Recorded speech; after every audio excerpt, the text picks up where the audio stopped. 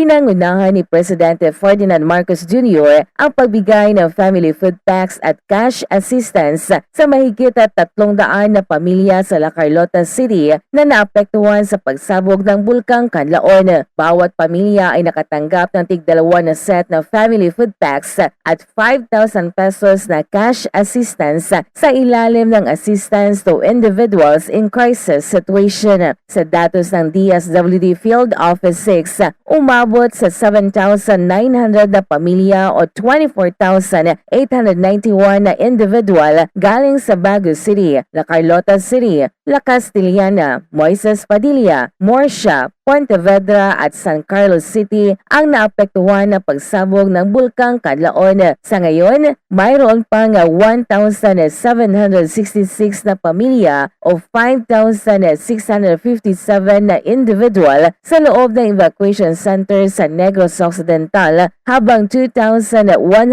naman na pamilya o 6,789 na individual ang nananatili sa labas ng evacuation center o sa kanilang mga kamag-anak o kakilala. Ito si Jennifer Cariquitan para sa Radyo Alternatibo Balita Nationwide.